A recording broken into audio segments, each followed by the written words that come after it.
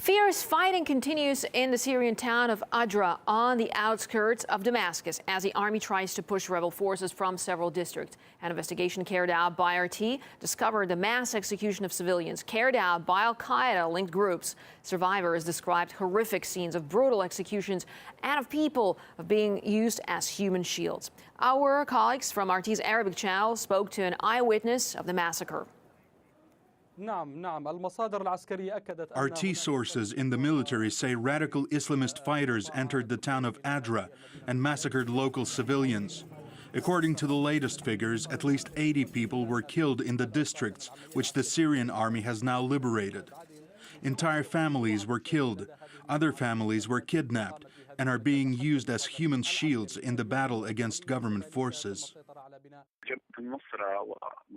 Militants from Jabhat al-Nusra and the Army of Islam seized control of all the streets and crossroads very quickly.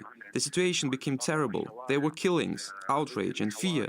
Unidentified armed men came to the city. They carried out the slaughter.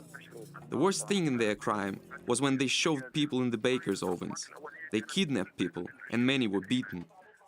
RT sources in the military also say that some of the kidnapped families have been transferred to areas south of the town. They're now being held in strategically important zones, which the rebels have been using as a base of operations. These places are heavily fortified.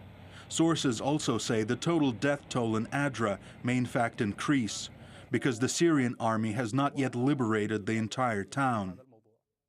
Geopolitical analyst Patrick Henningsen told RT that events in Adra show that Western encouragement of rebel forces is only delaying any hope of peace in Syria.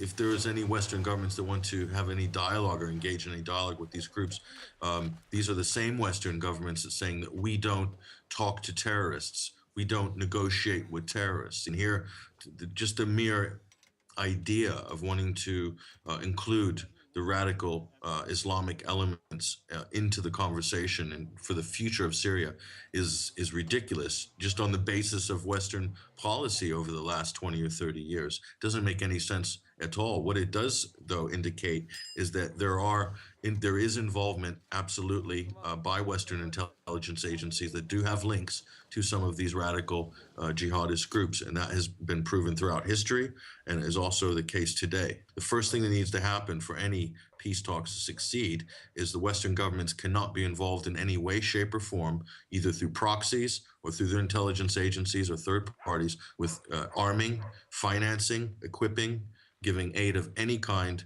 to the Syrian opposition.